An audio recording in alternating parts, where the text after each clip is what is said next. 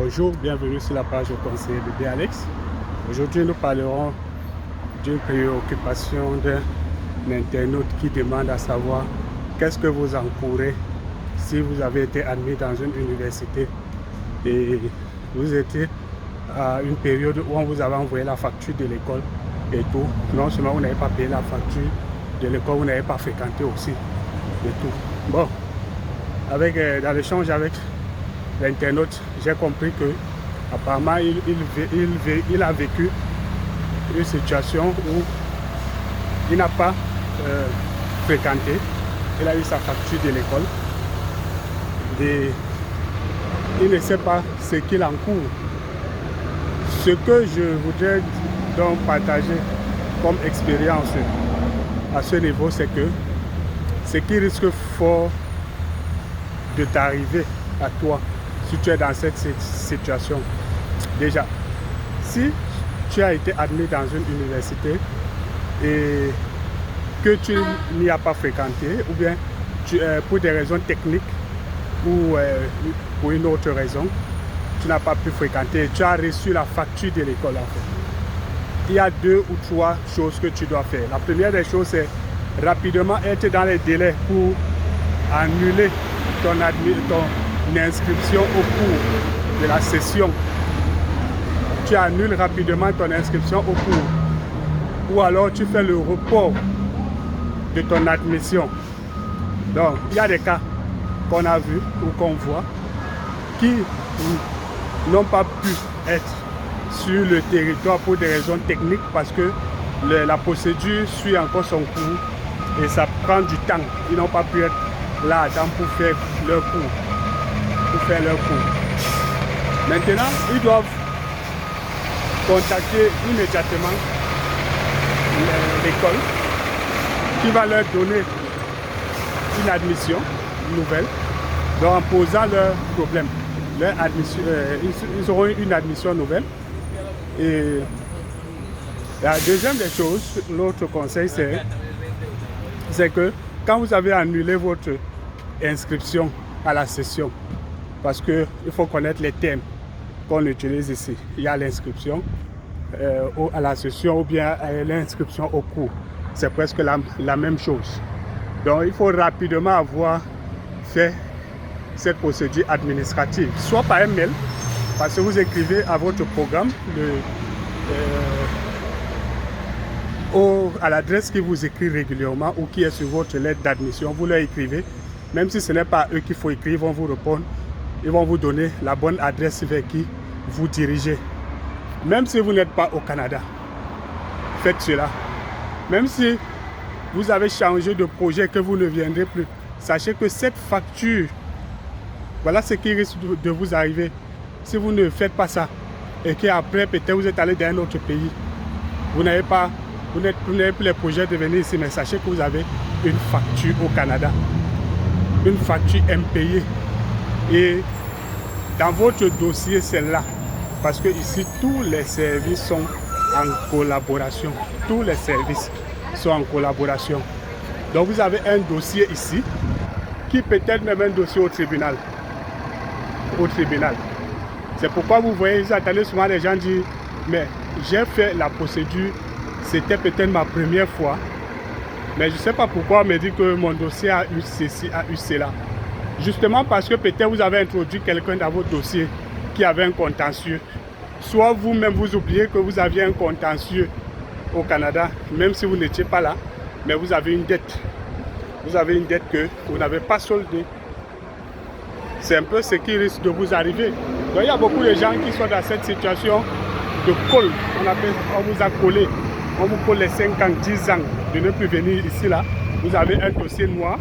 Parfois même, quelqu'un veut même être votre garant, veut vous parrainer, il n'arrive pas parce que vous avez un dossier sale. Ou alors vous-même demain, vous voudriez parrainer même quelqu'un ou entrer dans le dossier de quelqu'un, ça bloque. Donc il y a aussi des raisons similaires. Il y a aussi une autre raison. Les agences d'immigration vers lesquelles vous partez, parfois aussi font du sale, du mauvais travail dans votre dossier. Et ne vous disent pas. Et vous voyez, vous entendez les gens dire, ça fait 2 ans que j'attends une réponse, mon consultant ou bien celui qui gère mon dossier ne me donne pas d'informations. 2 fois, il a fait quelque chose qu'il ne veut pas vous dire. Parce que c'est de sa faute, c'est de sa faute. Et il cache, il vous perd du temps, il vous fait. Vous devez, quand vous allez vous énerver jusqu'à le menacer, après il va vous dire, ok, monsieur, je vous donne donc accès à votre dossier. C'était bon. Donc il cherche un motif pour vous étouffer, vous faire sortir de vos gonds. Et après il vous donne votre dossier. J'ai eu 3 cas pareils qui ont vu mes posts sur la toile, m'ont contacté, m'ont dit à quel niveau leur dossier était. Je leur ai partagé mon expérience. Je n'ai pas dit que je suis trop fort ou bien je connais, mais je lis. Et je vous interpelle aussi, je vous invite à lire. Et je leur ai dit, si ton dossier a tel niveau, alors va consulter ta plateforme et tout. Ils me disent que non, c'est pas eux qui gèrent leur dossier et tout. Ils sont passés par certaines personnes. Je dis donc, ok, contactez-leur en leur demandant ce qui ne va pas. Demandez-leur ce qui ne va pas et tout. Ils vont vous relancer certainement. Et puis, les gars, je leur ai donné des conseils. Tellement ils ont étouffé ces gars, c'est leurs gens, que les gens leur ont dit, ok, voilà, donc tu as accès à ton dossier. Déjà, c'est naturel. Vous devez avoir droit, vous devez avoir accès à votre dossier. Pour des raisons professionnelles, vous devez avoir droit à votre dossier.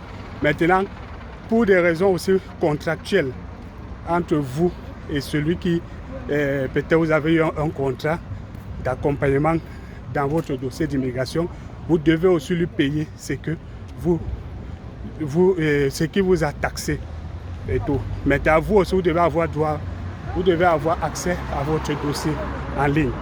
Donc, tout ce qu'il va vous conseiller de ne pas faire, c'est de ne rien ajouter dans ce dossier. Vous êtes seulement là comme un observateur. Lui, il fait le travail.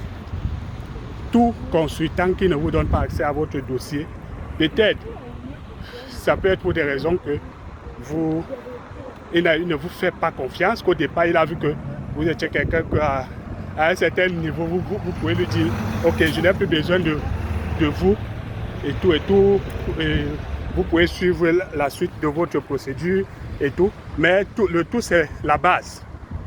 Le tout, c'est la base. Mais pour d'autres consultants, vraiment professionnels, parfois, ils préfèrent vous taxer à chaque procédure. Ils vous disent, par exemple, quand vous faites le dossier d'étudiant, permis d'études, ils vous disent, voilà mon service dans votre dossier d'admission dans une université. Voilà la première étape. Voilà ma facture. Quand il finit la première étape, il vous dit maintenant, si vous voulez qu'on continue, voilà ma facture pour peut-être le CAQ. Donc, si vous êtes étudiant au Québec, voilà ma facture pour faire votre procédure de CAQ. Et vous envoie ça. Dès que vous avez votre CAQ, il vous dit, voilà ma facture pour le permis d'études. Et puis, c'était bon. Donc, parce que dans sa tête, en tant que professionnel, il sait qu'il n'a pas le droit dans votre dossier. En fait, il a le droit parce que peut-être il déclare qu'il vous accompagne dans telle procédure. Et ça va s'arrêter à tel endroit. Parce qu'en ligne, on demande ça. On demande ça si vous êtes accompagné par un consultant, par un membre de votre famille, par une tierce personne, ou c'est vous-même. Donc s'il remplit ça, ça veut dire que lui-même il a des engagements. Et il a le devoir de vous donner les informations à temps réel de votre dossier. Parce que vous êtes son client. Je peux comprendre qu'il y a des clients qui emmerdent parfois. Ils ne sont pas toujours rassurés ou bien ils partent sur les plateformes suivre un peu tout ce qu'on raconte. Mais faites attention parce que beaucoup font parfois du mauvais travail, ils ne vous disent pas. Ils vous laissent comme ça et ils cherchent d'autres clients parce qu'ils savent qu'avec vous, ils ne gagnent plus rien. Donc faites attention à la colle là.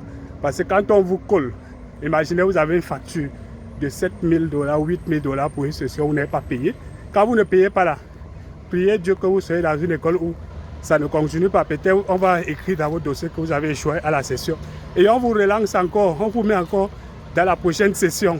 Vous allez encore recevoir le message dans votre courrier, dans votre boîte étudiante de l'école. Or, vous ne gérez plus ce dossier-là. Et vous ne consultez plus vos messages dans votre boîte étudiante. Alors que vous avez des factures là-bas qui vous attendent. Donc, finissez toujours toutes vos procédures quand vous faites votre immigration, peu importe le pays. Mais là, je parlais du Canada. Sur ce, je vous remercie et j'attends vos commentaires et d'autres sujets que vous nous proposez.